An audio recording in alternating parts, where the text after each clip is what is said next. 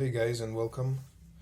Since quite a few of you asked for videos related to my artwork and my drawing processes, my illustrations, today we're going to go through my most recent book, which is Songs and Legends of Kraljević Marko. And we're going to focus on the artistic elements in it, the illustrations which I made for it, and explore the symbolism and the meaning and the processes behind them. Now understand that this book might not be the book which sparks your interest the most, because it deals with a local South Slavic hero and the history and myths behind him, but essentially what the book does is basically it gets rid of all the most recent layers which were accumulated in the folklore during the centuries, and what we're left with is the pure essential pagan themes which stem from our past. Now, before we continue, I would just like to say that essentially Marko, Kraljević Marko, which is translated as Prince Marko or even King Marko, inherited most of the roles, most of the attributes of the ancient deity Perun, and we'll see that later on. So let's get started. Songs and Legends of Kraljević Marko. I apologize if this video gets a bit shaky because I'm having an improvised camera holder at the moment, and So anyway, I'm not very satisfied with the way Amazon makes the quality of the drawings. The quality is not the best, but when you have no other option, I guess that's good as well. So here we have a small illustration of Marko riding his horse Sharats. It's a winged horse. Depends on the folklore, but yeah, sometimes it appears as a winged horse, so he's in a way taking you through the book itself. Here we have the preface.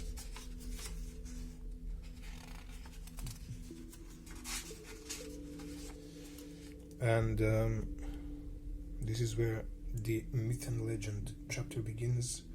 This is Marko's sword. Now this is purely fantasy. It was my creation. I kind of wanted to develop the character of Marko and his weapons and so forth. So, for example, this is a sword. Here we have two horse heads because horses were sacred animals to the Slavs. And this is a symbol which is called Perunica. It's basically 6-petaled rosette. It's also called a thunder mark, and it's associated with Perun. And for example, this composition of the thunder mark with these arrows facing downwards appears on churches even, but it's obviously a pagan symbolism because Perun is said to strike the dragons with to shoot the dragons with arrows. So the arrows are basically the lightning strikes. These are the lightning strikes coming from the sky down, and here we have some oak leaves sprouting. And yeah, this is a kind of a dragon here. Blah blah blah.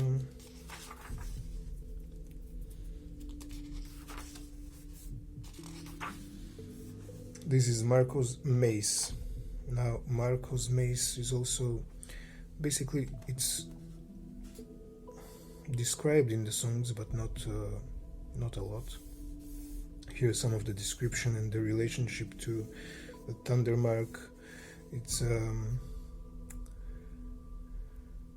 essentially a mace which is called shestoper, which means a six-winged like a 6-petaled rosette, which makes the link between the thunder very clear. The mace is just one of a variation of the thunderer symbols. It can be a mace, a club, the hammer of Thor, the axe of Perun, you know, the club of Hercules.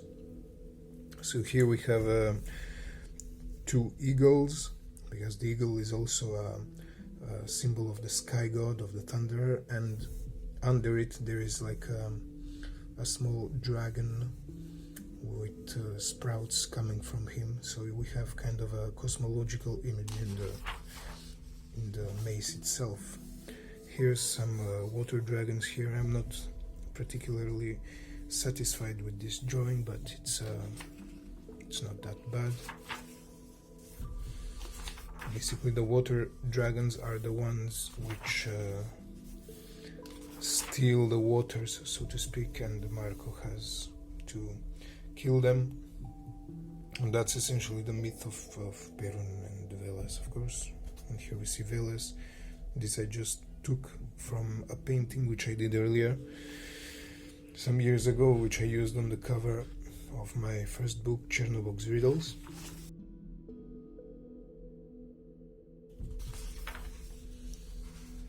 Songs and Tales. This is where the songs and tales begin.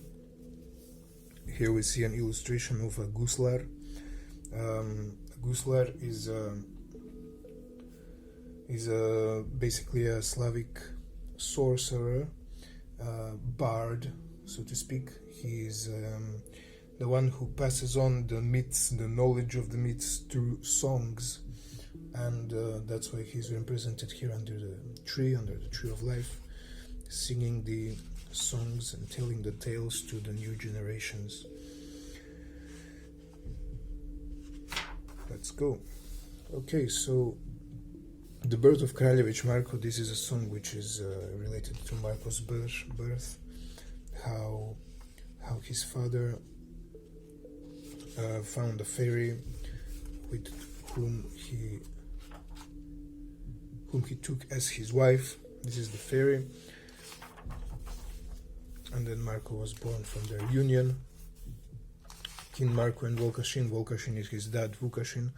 That's basically this chapter begins with Marko's childhood, Marko's birth, and later it goes on into different stages of his life, like even with his own son, until his death.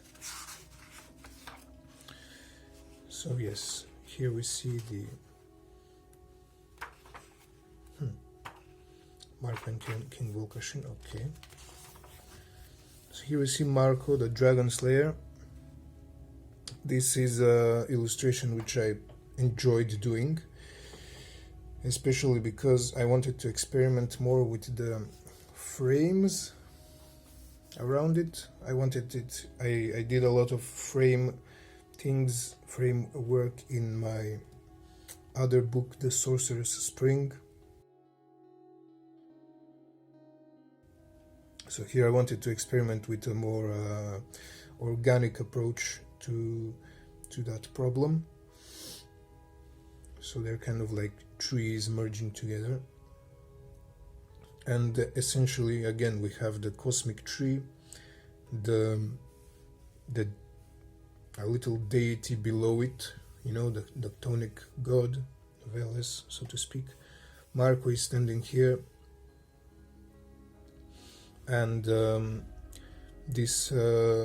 way Marko is represented is the closest I could get to the descriptions of him in the folk songs and in the legends. He has a mace, he has a sword. Actually, it's a saber, but I decided to add a sword because historically he would be represented with a sword. He also has a spear, which is not here, and he's wearing a cloak made of bear skin or wolf skin, especially bear skin, and his hat is made of wolf skin. So there is a symbolism there as well, which is described in the book. He has long hair tied in in a braid. Such long hairs were traditional in the Serbian society. Men wore them, and they made braids, long braids, and basically it was like that until the first Serbian uprising, I think, where they cut off the braids, because when they were fighting with the Ottomans would pull their hair, and it wasn't very practical. Aside from that, this appearance of Marko as the dragon slayer is essentially the myth of Perun killing the Zmej, the dragon, or Veles. And that appears a lot throughout the book. Basically, that's the essential myth, with some other variations, of course, but that's where it all came from. We'll see how it evolved later on. See, these are the songs. Basically, I had to translate all of those things. It wasn't very nice. This is an interesting song, and it's called the illustration is called Kraljević, Marko and the Giant of the Latins. Basically, Marko is escorting a bride of another guy who they're taking from the Latins, basically from the Catholics, and on their way back they meet a giant crossing their path. Now the giant is described as sitting on the road and with his saber and mace and spear struck behind him, which I didn't represent here, and a fairy serving him wine in a golden goblet. So he asks everybody to hand over everything they have, basically, and everybody leaves their possessions except Marko, who has only the bride. He wants to take the bride, but Marko doesn't let him, and of course Marko beats the giant. He defeats the giant, takes everything back which he stole, and saves the princess, so to speak. And in the end, he puts on the clothes of the giant. So this is a very interesting moment, because the giant essentially represents the ancestor, the one which is dead, which is supposed to be reincarnated, so to speak. Putting his clothes on, by putting his clothes on, Marko symbolically becomes him, and that's also reinforced, so to speak, by the fact that because he is represented with the spear stuck behind him in the ground, basically. And we have in Serbia some Celtic burials where the spear was struck in the ground behind the dead, basically. So the interpretation is also reinforced by the archaeological evidence, and there's some other songs here to show more such examples. Okay.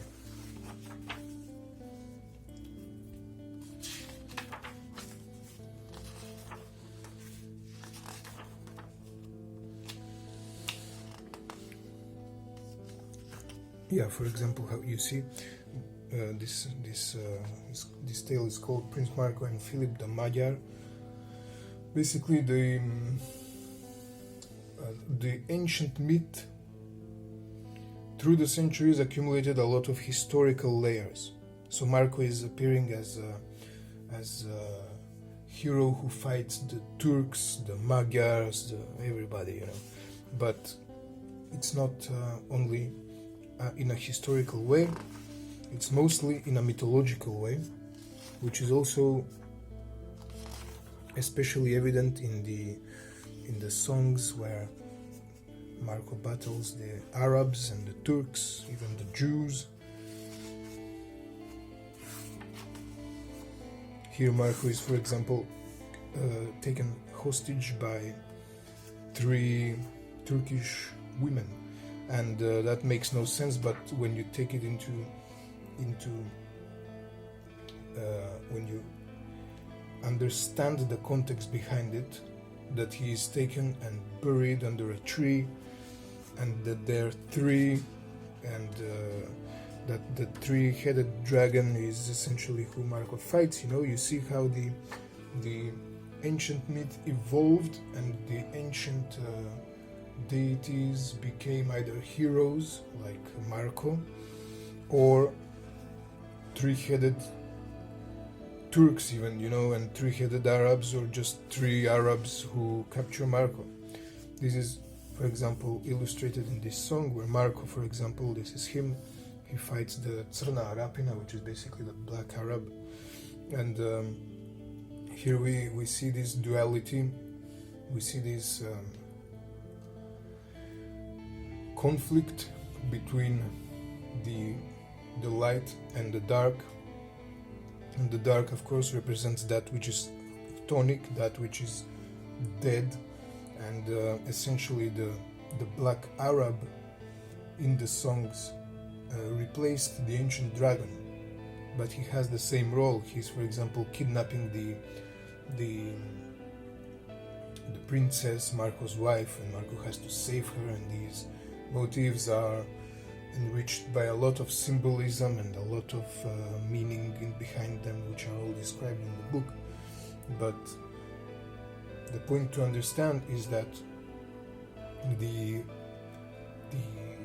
motifs themselves originate from our deepest primordial past. They are not recent innovations in the folklore. So the black rider is fighting the white rider, so to speak, and this is, of course, all linked to the reincarnation ritual, to the fight, so to speak, between the descendant and the ancestor, the one who takes the dragon's head, who cuts the head of the Arab, so to speak. Now, there's a lot of layers above the essential meaning of it, and the essential meaning is of course the Neanderthal ancestral cult, where they went into the graves and they took the head of the ancestor, the skull, they dug it up. Then in the mythology it became represented as the killing of the dragon, for example, and essentially you have this where they didn't even understand what was happening, you know, what was the ritual purpose behind it, but simply the motifs evolved, the songs, the myths, the legends, they were adapted to the time in which the people lived. So this particular illustration, I'm not a big fan of it personally, but because I was trying to experiment with something, I wanted it to be more simple, more kind of like a child illustration, so to speak. Like you have the hero and the villain, here's the castle. But yeah, there's always this kind of cosmological dimension to the drawings. Like, for example, you have the semisphere at the top, which represents the sky, and they're here. This is, of course, the cosmic axis, the trees, the cosmic tree. Here you have the moon and the sun. And this is where the battle is happening, and the cosmos is, of course, the womb on a deeper symbolic level. So when you add everything up, it basically describes the process of rebirth. Marko and the Arab. There are several such examples. Marko's towers in Shtip. This is an interesting tale. A lot of songs.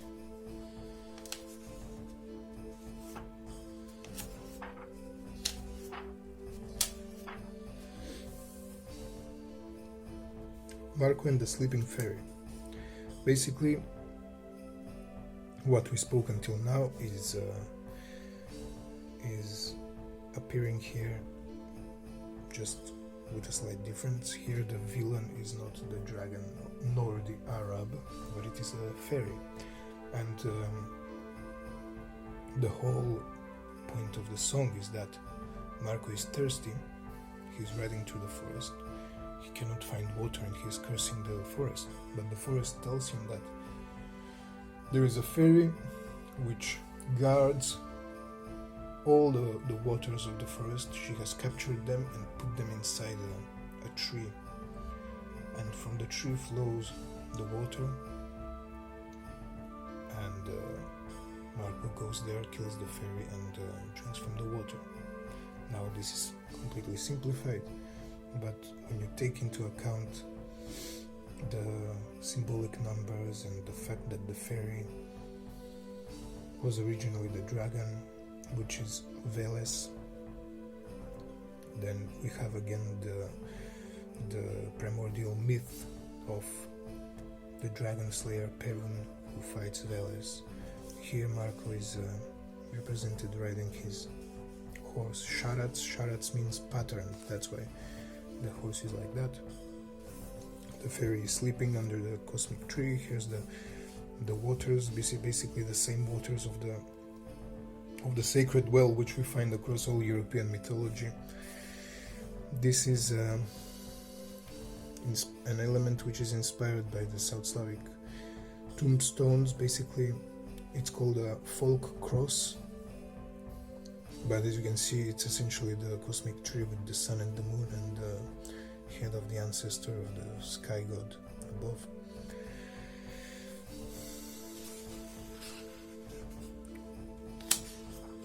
My mouth is dry from all these talking dudes. That's why I'm talking like this. The fairy riding a stag.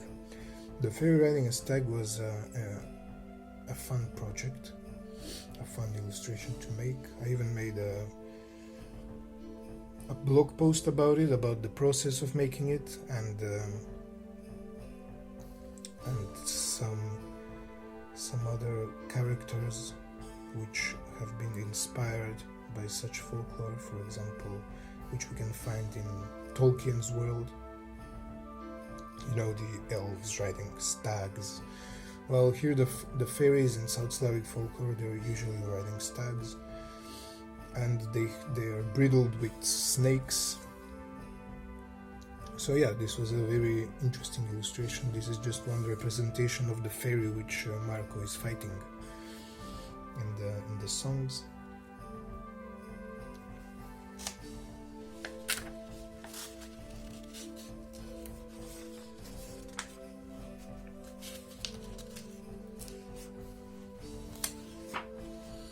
These are some examples of tombstones in the South Slavic area where the stag is leading the hunter towards the other world.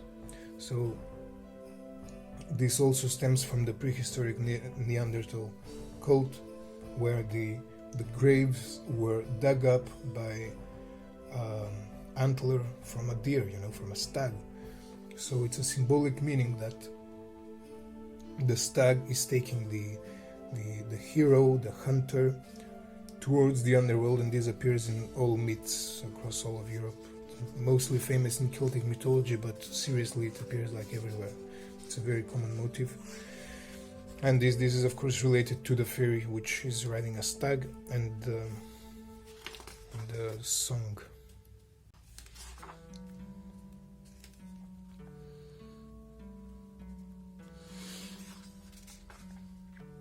Another representation of Marko.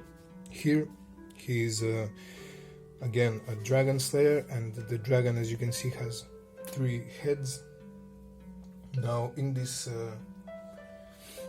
particular illustration I tried to represent Marko in a more primordial way. He's naked, he's like a barbarian, and instead of the traditional hat which he has made of wolf skin, now he has a whole wolf skin on him, so to speak. Again, the cosmic tree, the water underneath, because here, for example, in this song, here we come close to the point, basically, that the Arab and the fairy which appear to be guarding the sacred wells are not essentially that, but that they are the three-headed dragon, Triglav, who is another name for Veles. And Marko is here, Perun, of course, with his mace. Behind we have the oak tree and the stormy clouds. The whole ambience is supposed to invoke the primordial myth, so to speak.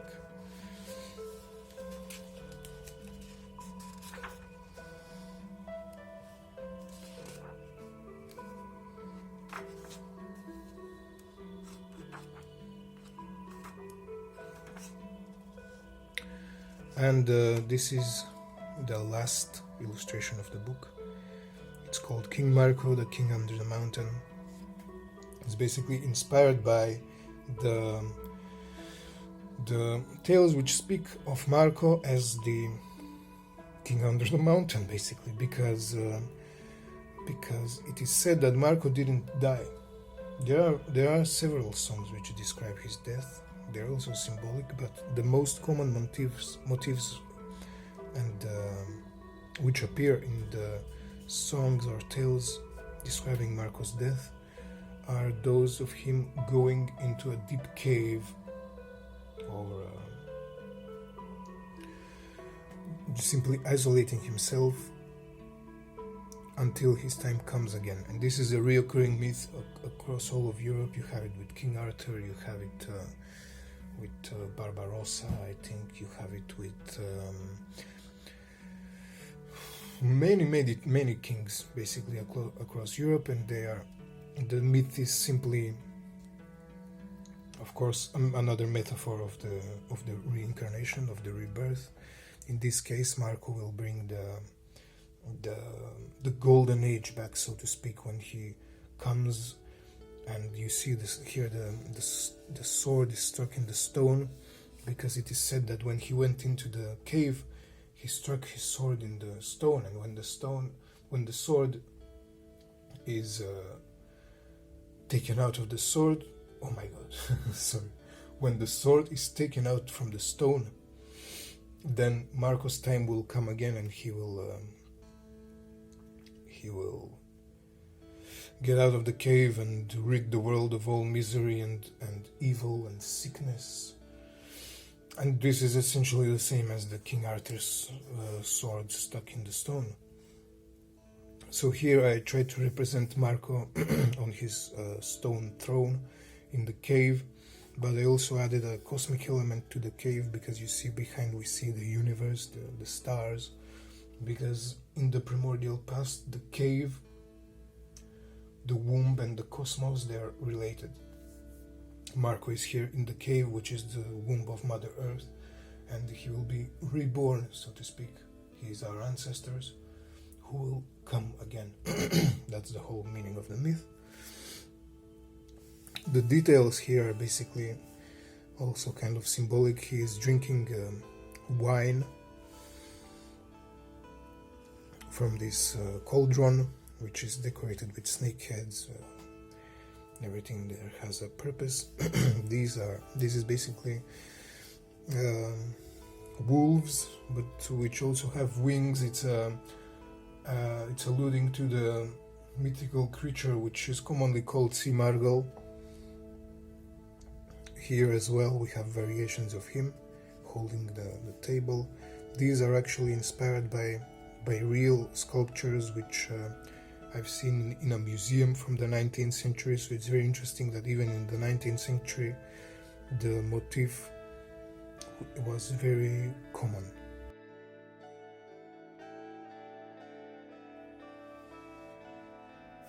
So yes, that would be the end of the book here. I would like to also mention Marko's hat, because it appears as you see this little element which is coming down like the hat of Santa Claus. It's basically a variation of the Phrygian cap, so to speak, which also we find across all of Europe, and it has its own symbolism. So yes, that's the end of the book. There are no more illustrations.